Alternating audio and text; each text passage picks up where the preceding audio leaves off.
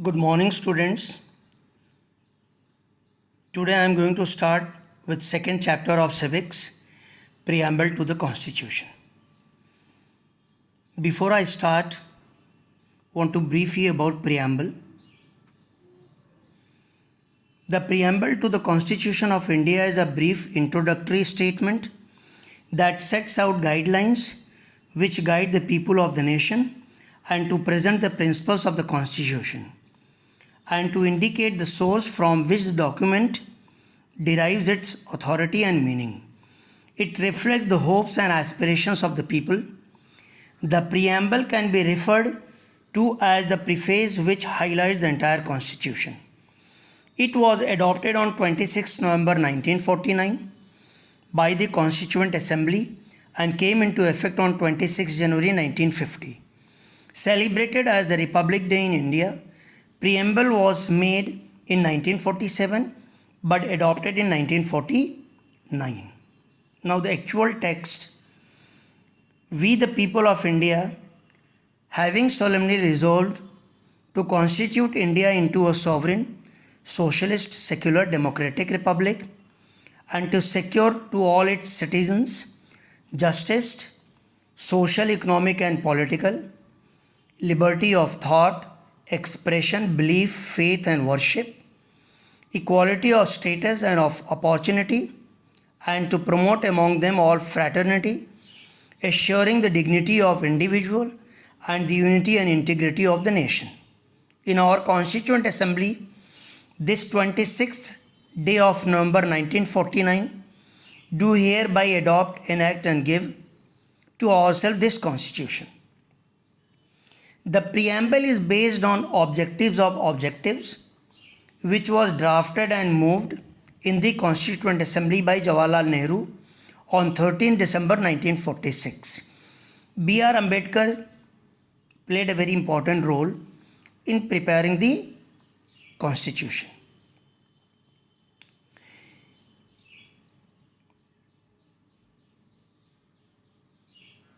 Now,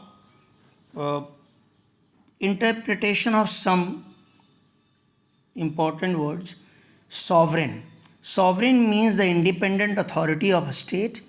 It means that it has the power to legislate on any subject and that it is not subject to control of any other state external power. According to the preamble, the Constitution of India has been pursuance of the solemn resolution of the people of India to constitute India into a sovereign democratic republic and to secure well-defined objects set forth in the preamble. Sovereignty denotes supreme and ultimate power. It may be real or normal, legal or political, individual or pluralistic. Sovereignty in short means the independent authority of a state. It has two aspects, external and internal. External sovereignty or sovereignty in international law means the independence of a state of the will of other states.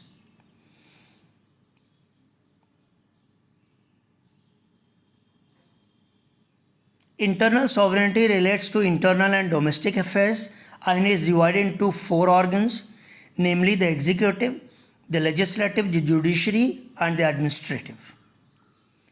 Socialist. Before the term was added by the 42nd Amendment in 1976, the Constitution has socialist content in the form of certain directive principles of state policy. The term socialist used here refers to democratic socialism. Achievement of socialist goals through democratic, evolutionary and non-violent means. Essentially, it means that since wealth is generated socially, wealth should be shared equally by society through distributive justice. Secular means that the relationship between the government and the religious groups are determined according to the constitution and law. In Hindi, it is known as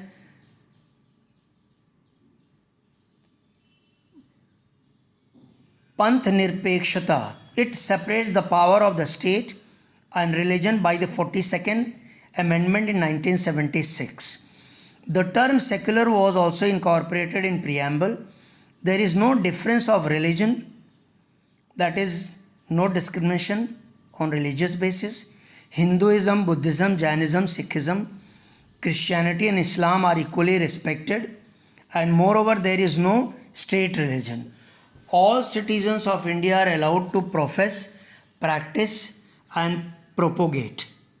Explaining the meaning of secularism as adopted by India, Alexander Owies has written, secularism is a part of the basic structure of Indian constitution and it means equal freedom and respect for all religion. Democratic.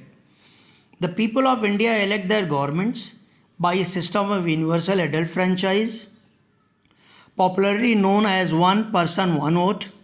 Every citizen of India, 18 years of age or older and not otherwise debarred by law, is entitled to vote. The word democratic refers not only to political democracy but also to social and economic democracy. Republic. In a republican form of government, the head of state is elected and not a hereditary monarch. Thus, this word denotes a government where no one holds public power as proprietary right, as opposed to a monarchy, in which the head of state is appointed on a hereditary basis for life or at least until abdication. A democratic republic is an entity in which the head of state is elected directly or indirectly for a fixed period. Like in our country, prime minister, president, members of parliament, they are all elected by the people for a period of 5 years. Justice stands for rule of law, absence of arbitration and system of equal rights, freedom and opportunities for all in society. India seeks social, economic and political justice to ensure equality to citizens. Social justice means the absence of socially privileged classes in the society and no discrimination against any citizen on grounds of caste, creed, color, religion, gender or place of birth. India, it stands for eliminating all forms of exploitation from the society. Economic justice. Economic justice means no discrimination between man and women on the basis of income, wealth and economic status. It stands for equitable distribution of wealth. Economic equality is the end of monopolistic control over means of production and distribution, decentralization of economic resources, and the securing of adequate opportunities to all for earning their livelihood. Political justice means equal, free and fair opportunities to people for participation in political process. It stands for the grant of equal political rights to all people without discrimination. The idea of liberty refers to the freedom on the activities of Indian nationals. This establishes that there are no unreasonable restrictions on Indian citizens in terms of what they think, their manner of expressions, and the way they wish to follow up their thoughts in action. However, liberty does not mean freedom to do anything, and it must be exercised within the constitutional limits. Fraternity. This refers to a feeling of brotherhood and a sense of belonging with the country among its people. It embraces psychological as well as territorial dimensions of national integration. It leaves no room for regionalism, communalism and casteism, etc., which hinders the unity of the state. The preamble declares that fraternity has to assure two things: the dignity of the individual and the unity and integrity of the nation. The word integrity has been added to preamble by 42nd Constitutional Amendment 1976. Now let us go to the chapter. The Constitution is an important document clarifying the rules of administration. The Constituent Assembly made the Constitution of India. Our representatives have to carry the law laid down by Constitution. Our constitution is the fundamental and the highest law of land. There are definite aims or purpose in making any law. Basic provisions in law are made after clarifying these objectives. A systematic arrangement of all the aims and objectives of law is the preface to the law. The preface to the Indian Constitution is called preamble. The preamble sets out the objectives of our Constitution. We all are Indian citizens. The preamble tells us about what we all have to achieve as people. The values, thoughts, and ideas in it are noble. The entire Constitution lays down the provisions through which these goals are to be realized. This is for what preamble plays a very important role. Preamble, in fact, speaks about our Constitution in short. Constitution is a big volume of books, but preamble is preface to the Constitution.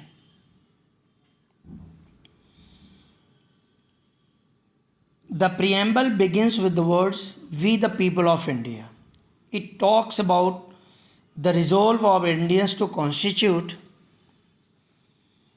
India into a sovereign, socialist, secular, democratic republic. Already I have explained. We shall now understand the meaning of each of these terms.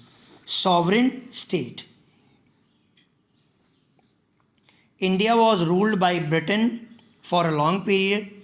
The British rule ended on 15th August 1947. Our country became independent. India became sovereign.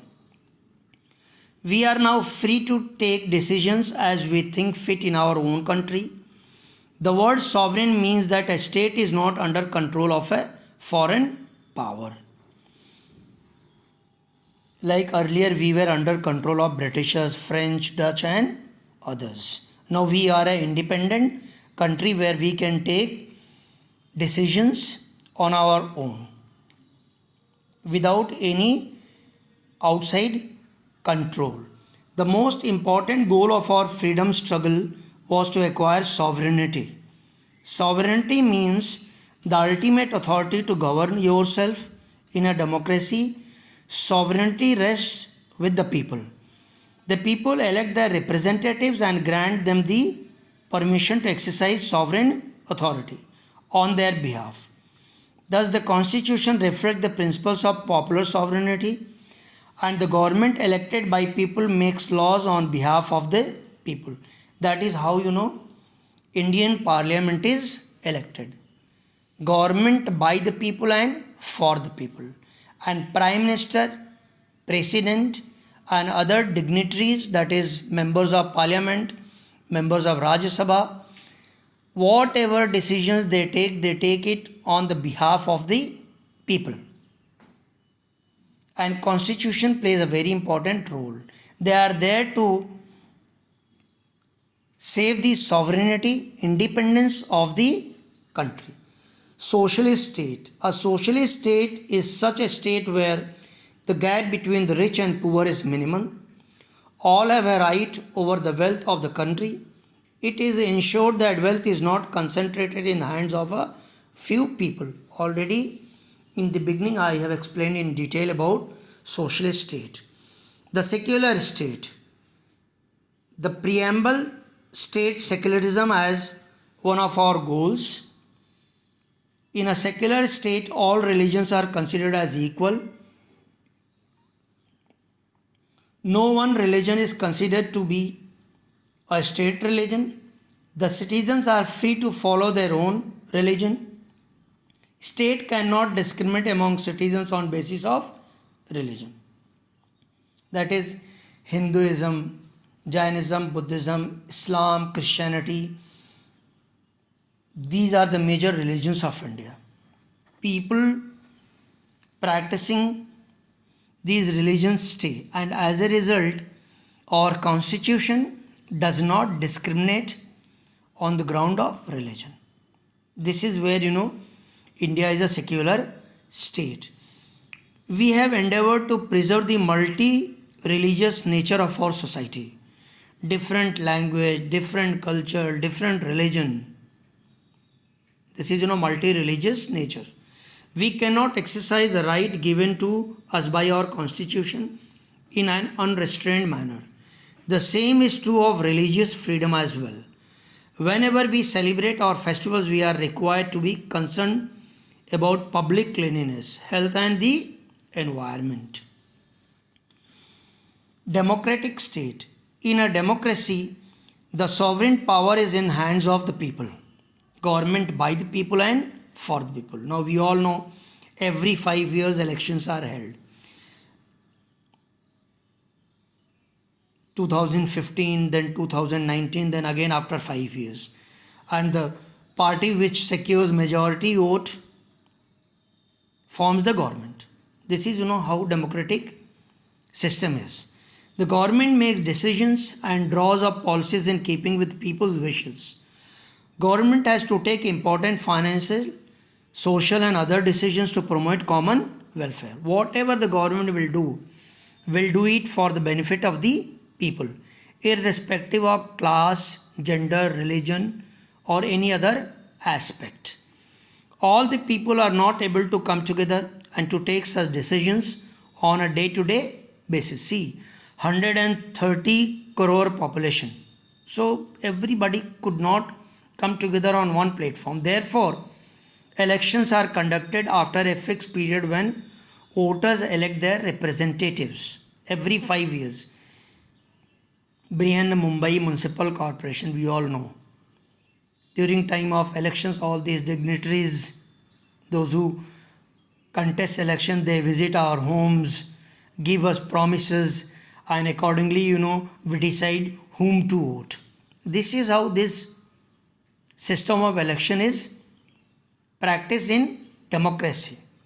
These representatives sit in the institutions created by constitution like parliament or legislature and the executive. They take decisions for entire population as per the procedure laid down by constitution. A republic. Along with being a democracy, we are republic. All public positions in republic are elected by people. No public position is occupied on the basis of hereditary succession, that is from father to son, how it happened during Mughal rule. The positions like president, the prime minister, the governor, the chief minister, the mayor, the sarpanch are public position, right from grassroots level to top level. Gram Panchayat, Panchayat Samiti, Jila Parishad, Municipal Council, Municipal Corporation, then state government, central government, all these positions are held through elections. Indian citizens fulfilling the prescribed age criterion can get himself or herself elected to any of these positions. In a monarchy, these positions may be accepted by members of a single family following the principles of heredity, that is from father to son. The preamble has guaranteed the Indian citizens the three values of justice, liberty and equality. It has enjoined upon the Indian citizens to practice these values and make laws in keeping with these values. Let us understand these values. Students, I will end it here. We'll continue. Please go through the chapter. Any difficulty, you are welcome to ask questions. Read the chapter thoroughly. Thank you. Stay home. Take care.